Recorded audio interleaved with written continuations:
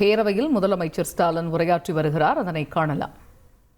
உறுப்பினர் திரு சிந்தனை செல்வன் அவர்கள் இங்கு உரையாற்றுகிற போது காவலர்களுடைய விடுமுறை பற்றி குறிப்பிட்டு சொன்னார்கள். 2ஆம் நிலை காவலர்கள் முதல் தலைமை காவலர்கள் வரை 4,48,983 நாட்கள் வார விடுமுறையும், SSI மற்றும் உதவி ஆய்வாளர்களுக்கு 15 நாட்களுக்கு ஒரு முறை வீதம் 67,233 நாட்கள் விடுமுறை அளிக்கப்பட்டுள்ளது. மிக முக்கியமான சட்டம் ஒழுங்கு பராமரிப்பு பணிகள் உள்ள காலங்களில் மட்டும் அவரே குறிப்பிட்டு சொன்னார், தவிர்க்க இயலாத காரணங்களால் சில வேளைகளில் வார விடுமுறை அளிக்க முடியாமல் போகிறது. உண்மைதான்.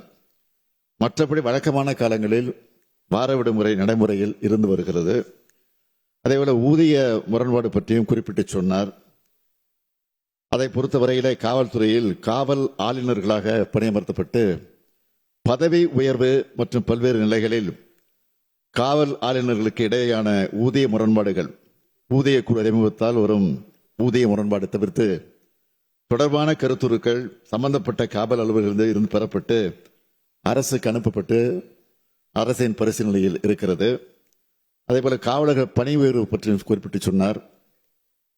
இது தொடர்பாக அந்தந்த காவலர்கள் பணியாற்ற அந்தந்த மாவட்டம், மாநகரத்தில் உள்ள SP மற்றும் ஆணையர்கள் தான் முடிவெடுக்க விதிகளில் இடம் உள்ளது.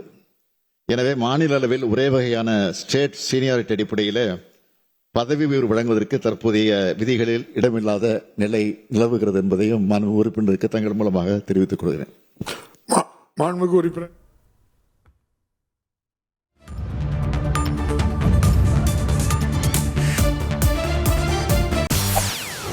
செய்திகளை உடனுக்குடன் தெரிந்து கொள்ள உடனே சப்ஸ்கிரைப் பண்ணுங்க.